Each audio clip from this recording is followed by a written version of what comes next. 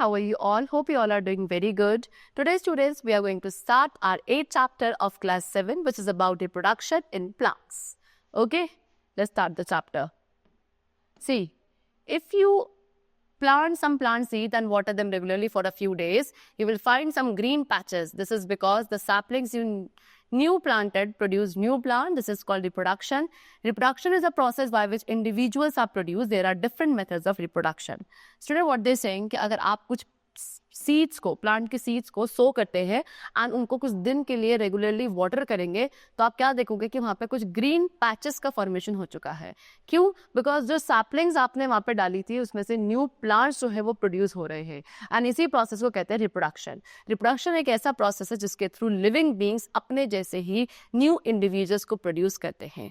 Okay चलो, so different methods हैं हमारे पास रिप्रोडक्शन के लिए. सो जैसे कि हमने क्लास 6 में डिस्कस किया था कि प्लांट्स के रिप्रोडक्टिव ऑर्गन्स होते हैं फ्लावर्स, लेकिन कुछ ऐसे प्लांट्स हैं जिनमें फ्लावर्स नहीं होते हैं. सो फिर वो कैसे रिप्रोड्यूस करते हैं? सो उनके रिप्रोड्यूस करने का तरीका अलग होता है. सो बेसिकली जो रिप्रोडक्शन है प्लांट्स में वो आपका दो टाइप्स का होता है, that is asexual reproduction and the other is sexual reproduction. So first of all we are going to discuss about asexual reproduction in plants. So वो प्रोसेस ऑफ रिप्रोडक्शन जहाँ पे एक ऑर्गेनिज्म अपने जैसे न्यू ऑर्गेनिज्म को reproduce करता है without the help of another individual, किसी दूसरे इंडिविजुअल की हेल्प के बिना, उसको आप एसेक्सुअल रिप्रोडक्शन कहते हैं. एसेक्सुअल रिप्रोडक्शन में जो न्यू प्लांट्स आपको मिलते हैं वो आपके तब मिलेंगे जिनमें सीड्स या स्पोर्स प्रोड्यूस करने की कैपेसिटी नहीं है. जैसे कि शुगर केन, पोटैटो, ये जो प्लांट्स हैं ये एसेक्सुअल मोड ऑफ रिप्रोडक्शन के थ्रू रिप्रोड्यूस करते हैं. Now there are various methods of asexual reproduction like binary fission, budding, spore formation, fragmentation and regeneration, vegetative propagation. So first of all we have to discuss about binary fission. So binary fission में usually जो single celled organism है like amoeba, paramecium, ये reproduce करते हैं asexually by the process of binary fission. So इस process में जो daughter organism होते हैं इक्वल साइज के, यानी कि पेरेंट की बॉडी क्या होती है, पेरेंट की बॉडी खुद को डिवाइड कर लेती है इनटू 2 पार्ट्स. ठीक है, सो ये 2 पार्ट्स पे डिवाइड हो जाती है अपने आप से एंड वो दोनों ही पार्ट आपके इक्वल साइज के होते हैं जिनको आप डॉटर सेल्स कहते हैं, डॉटर ऑर्गेनिज्म कहते हैं. फिर ये डॉटर ऑर्गेनिज्म ग्रो करते हैं इन साइज. ठीक है, एंड जैसे प्रॉपरली फुली ग्रो हो जाएंगे फिर ये खुद रिप्रोड्यूस करते हैं एंड फिर आगे और डिवाइड हो जाते हैं. सो बेसिकली बाइनरी फिजन का मतलब है splitting into 2. Next is budding. Microscopic organism such as yeast, ये आपका एसेक्सुअल रिप्रोड्यूस करता है by the process of budding. इस रिप्रोडक्शन में क्या है, एक ऑर्गेनिज्म की बॉडी से बाहर एक छोटी सी आउटग्रोथ ऐसे प्रोड्यूस होने लगती है विच इज कॉल्ड बड. ठीक है, एंड ये बड जो है ये साइज में इंक्रीज होता जाता है एंड इंक्रीज होने के बाद फिर ये पेरेंट बॉडी से सेपरेट हो जाता है. ठीक है, एंड एक इंडिपेंडेंट ऑर्गेनिज्म बन जाता है. कभी कभी ये कभी भी सेपरेट नहीं होता एंड यहीं पे क्या बहुत सारे और भी आपके चेन या कॉलोनी बन जाती है इंटरकनेक्टेड ऑर्गेनिज्म की. इसे कहते हैं budding process. Okay, next is spore formation. Spore formation किसमें होता है? मशरूम, मोर, स्पन, मॉसेस, ये सभी स्पोर फॉर्मेशन के थ्रू रिप्रोड्यूस करते हैं. स्पोर क्या है? स्पोर एक छोटा सा सिंगल सेल्ड रिप्रोडक्टिव बॉडी है जो एक thick and hard protective coating से कवर्ड होती है. ये thick and hard protective coating enable करती है स्पोर को to withstand in unfavourable condition.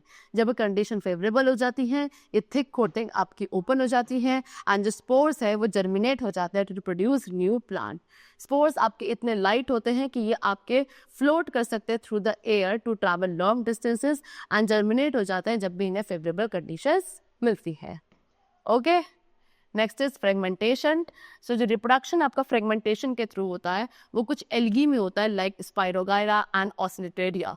ठीक है, फिलामेंट जो है इन एल्गी का वो ब्रेक हो जाता है 2 और मोर पीसीज में जिसको आप फ्रेगमेंट्स कहते हैं.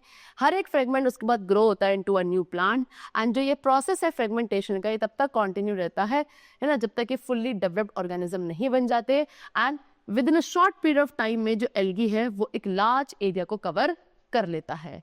Notice any stagnant water where you can see a green slimy layer of algae on it. ठीक है, next is vegetative propagation.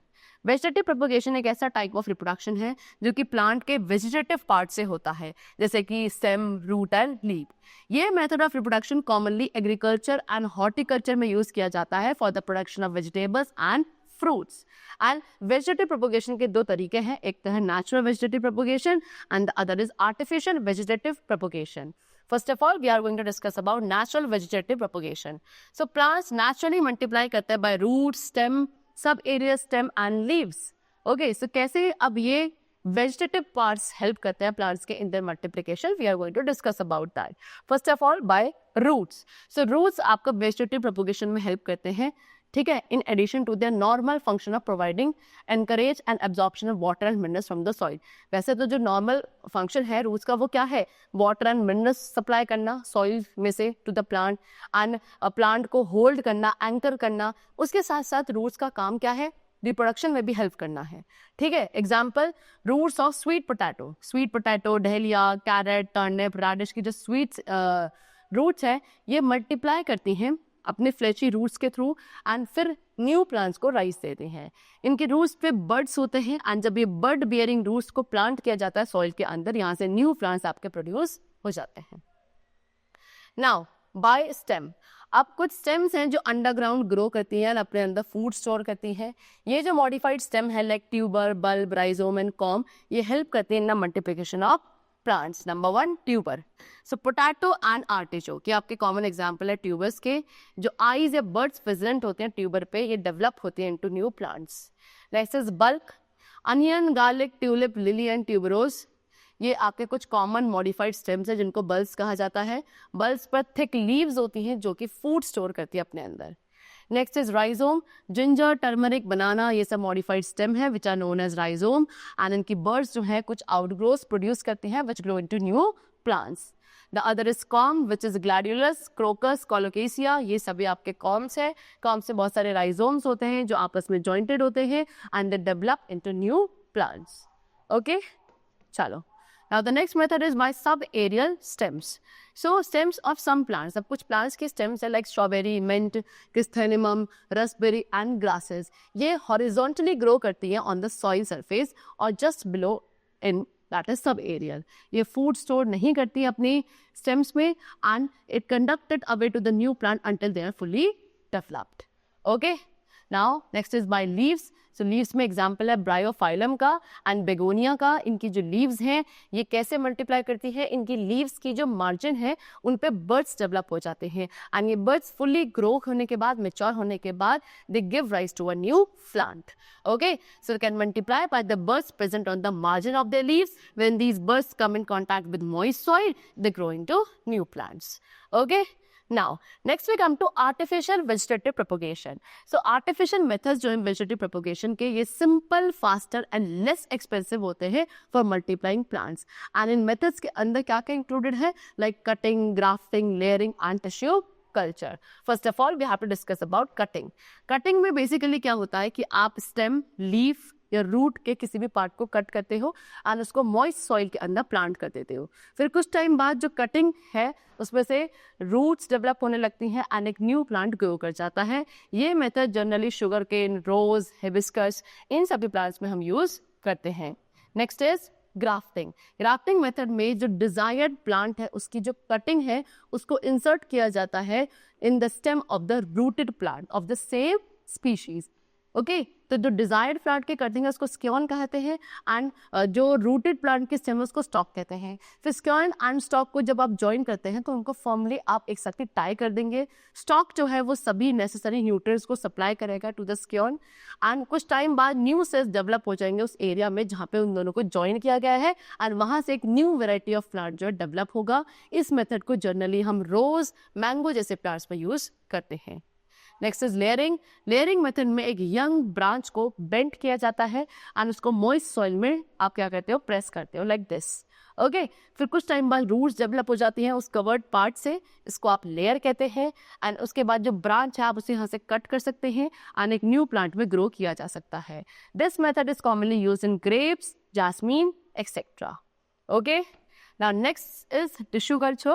Tissue culture एक मॉडर्न मेथड है वेजिटेटिव प्रोपगेशन का. इस मेथड में क्या किसी भी एक प्लांट की जो टिश्यू है उसको कट किया जाता है और एक न्यूट्रिएंट मीडियम में रखा जाता है under controlled cell condition and फिर ये टिश्यू जो है ये ग्रो करके एक मास ऑफ सेल बना लेते हैं विच इज कॉल्ड कैलस.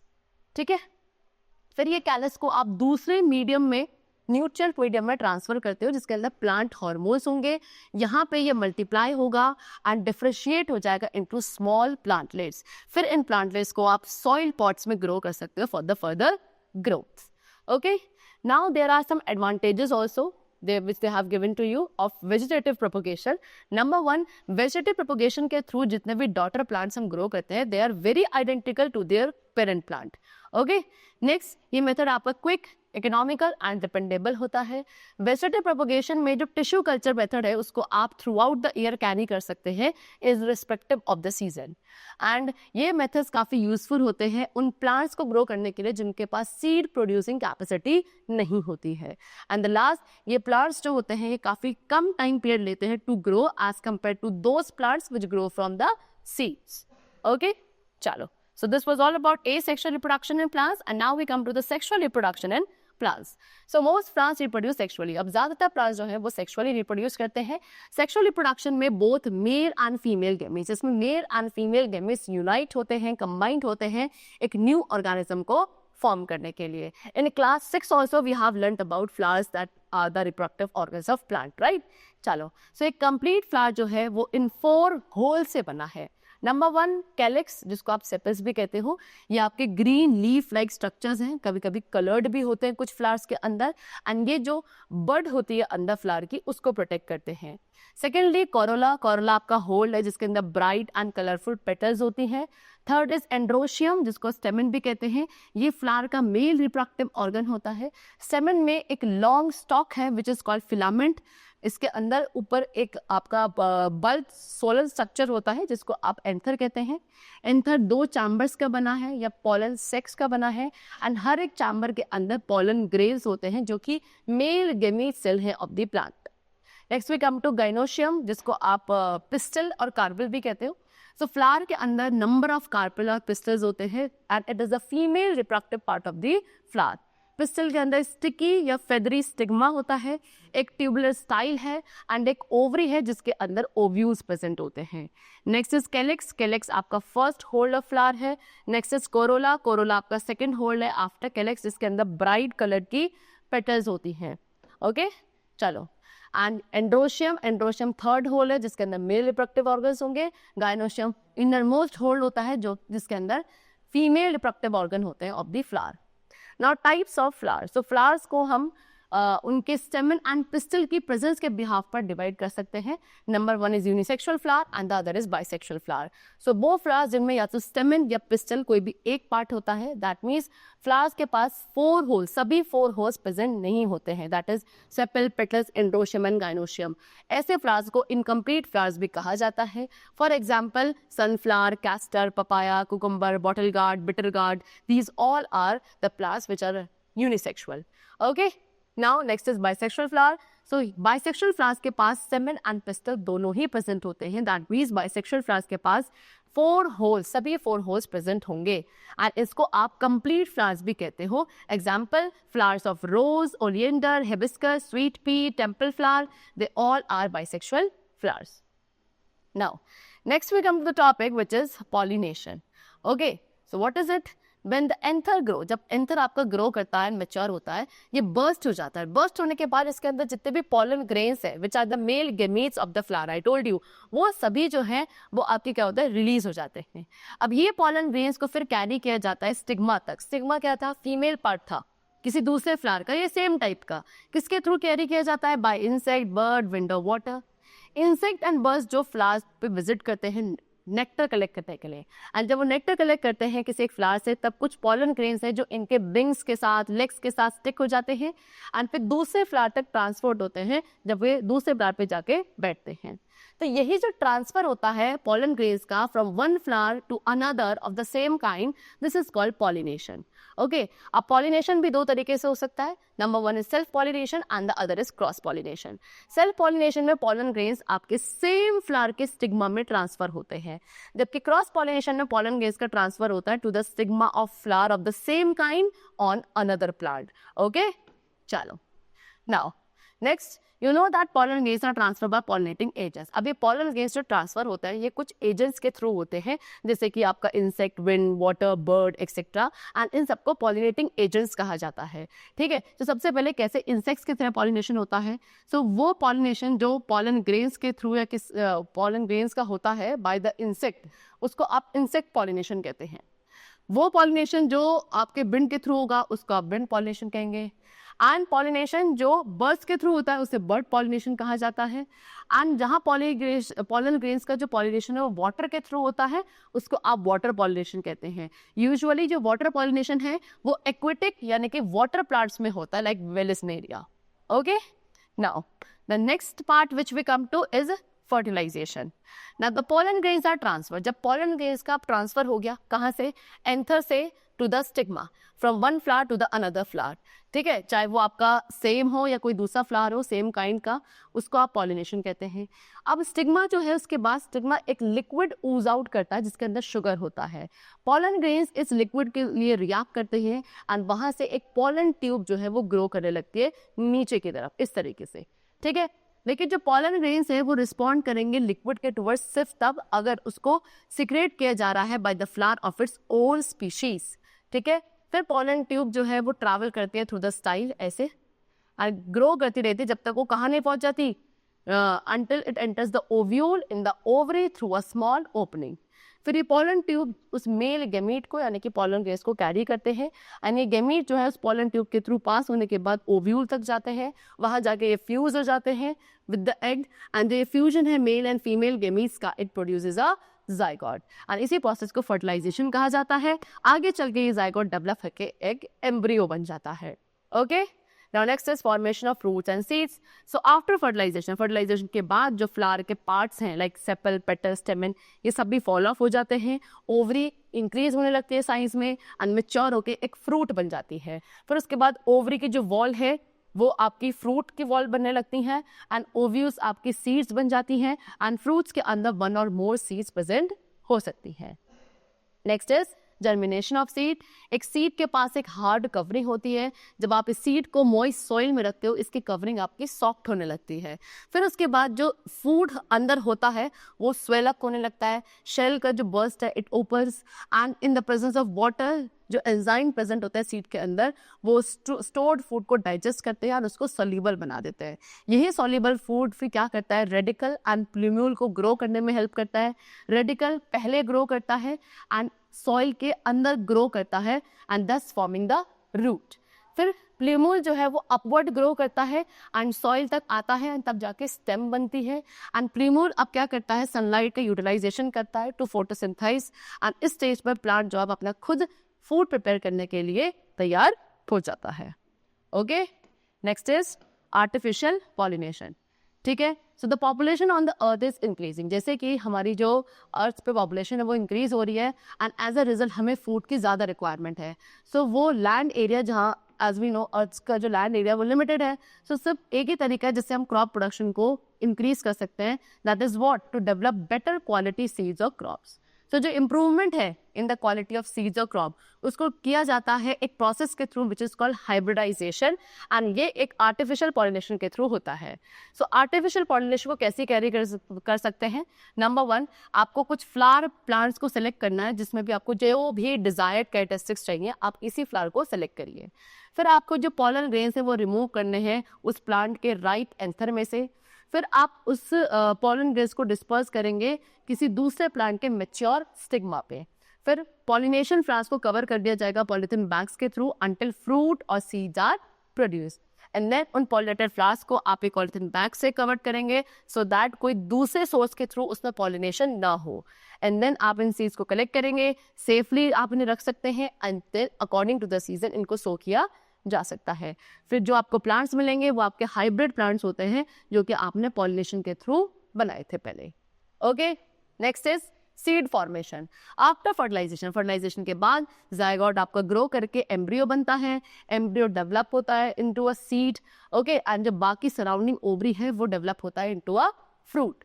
एम्ब्रियो के अंदर plumule, radical and embryonic axis होता है जिसमें से 2 फ्लैशी कॉटिलेडस अटैच्ड होते हैं एंड ये कॉटिलेडस क्या करते हैं, एम्ब्रियो के लिए फूड स्टोर करते हैं. ओके, सीड्स जो है फूड के साथ अटैच होता है बाय अ स्टॉक, एंड जो स्टॉक है वो मैच्योर होने के बाद डिटैच हो जाता है, एंड जो लीव्स है वो एक स्कार छोड़ती है which is called हीलम।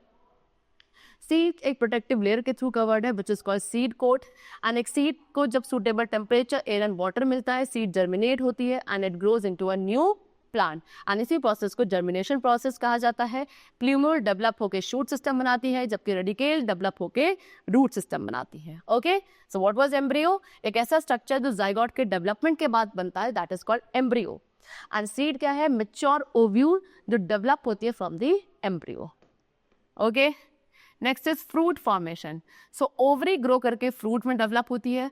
Fruit actual में एक राइपेंड एंड मैच्योर ओवरी है जो generally sweet, juicy and pulpy होता है। इसके अंदर सीड्स एनक्लोज होती हैं। कुछ फ्रूट्स आपके फ्लैशी एंड जूसी होते हैं जैसे कि mango, apple, peach, orange etcetera, and almonds and walnuts आपके हार्ड एंड वुडी शेल्स है ऑफ नट्स, एंड ये एग्जांपल्स है हार्ड या फिर ड्राई फ्रूट्स के। Okay, now the next topic is dispersal of seeds and fruits. So after seeds ripen, seeds के ripen होने के बाद usually इनको scatter किया जाता है away from the where they were made, जहाँ भी इनका फॉर्मेशन है वहाँ से थोड़ा दूर हमें इन्हें स्कैटर करना होता है, एंड यही जो स्कैटरिंग होती है सीड्स की, this is called seed dispersion. अब सीड डिस्पर्शन मेनली कुछ फॉलोइंग मेथड्स के थ्रू होता है। Okay, that is number 1 dispersal by wind. So वो सीड्स यूजुअली स्मॉल होती हैं एंड लाइट होते हैं, they are disperse by wind, जैसे कि डैंडेलियन, मैपल, कॉटन, इन सभी की सीड्स आपकी विंड के थ्रू डिस्पर्स होती है। इनके जो विंग लाइक स्ट्रक्चर्स हैं वो इन्हें हेल्प करते हैं in flying with the wind. Many kinds of seed, बहुत सारी टाइप्स की सीड्स है जो आपके विंग्ड और प्लूम्ड फ्रूट्स में हाउस होती है, एंड ये एयरबॉर्न में रहती है long enough to carry the seeds well away from its parent. Okay, दो पॉपुलर एग्जांपल है विंड फ्रूट्स के, that is clematis and thistle. Next is dispersal by water. So seeds and fruits जो आपके float कर सकते हैं वो आपके वाटर के थ्रू डिस्पर्स होते हैं। Okay, and for example coconut, lily, lotus, इन सभी के सीड्स एंड फ्रूट्स डिस्पर्स होते हैं by water only. Coconut tree आपका नियर सी शोर ग्रो करता है। कोकोनट जो कि कोकोनट पाम का सीड है, ये आपका वाटर में फ्लोट कर सकता है, and then it is carried from one place to another by the water currents. Next is dispersal by animals and humans. So men and animals भी हैं, several types के foods को खाते हैं like mango, apple, papaya, etc. And then इस तरीके से वो seeds को disperse कर देते हैं. Birds भी एक बहुत vital role play करती है, very important role they play in the seed dispersal. जो seeds, जब इन सीड्स को एक अच्छी suitable conditions मिलती है for growth, तब ये germinate होकर develop हो जाती है into plants. कुछ सीड्स के पास टफ हेयर, स्पाइन और हुक होते हैं। ये सीड्स जो है एनिमल्स के फर पे स्टिक हो जाते हैं या ह्यूमन बींग्स की क्लोथ में स्टिक हो जाते हैं, and then they are carried to the distance places. जैसे कि xanthium and tiger nail stick की जो सीड्स है वो एनिमल्स के हेयर पे स्टिक हो जाती हैं, and then they are carried to far off places. And last है डिस्पर्सल बाय बर्स्ट। सो कुछ ऐसे प्लांट्स हैं जिनके फ्रूट्स जैसे कि pea, balsam, touch me not, इनके फ्रूट्स ओपन होते हैं एंड एक्सप्लोड करते हैं बहुत ज़्यादा फोर्स के साथ। जैसे ही एक्सप्लोड करते हैं, कब एक्सप्लोड करेंगे? जब ये राइट हो चुके हैं, ड्राई हो चुके हैं, तो एक्सप्लोड करते हैं। एक्सप्लोड करने पे इनके अंदर जो सीड्स होती हैं वो आपके स्कैटर हो जाती हैं to a very large distance of up to 15 meters, ठीक है, and then they scattered away from the parent plant. Okay, chalo. So the chapter is completed. I hope you all have understood the different methods of reproduction in the plants. We'll meet you very soon in the next class. Till then, take care and thanks to all.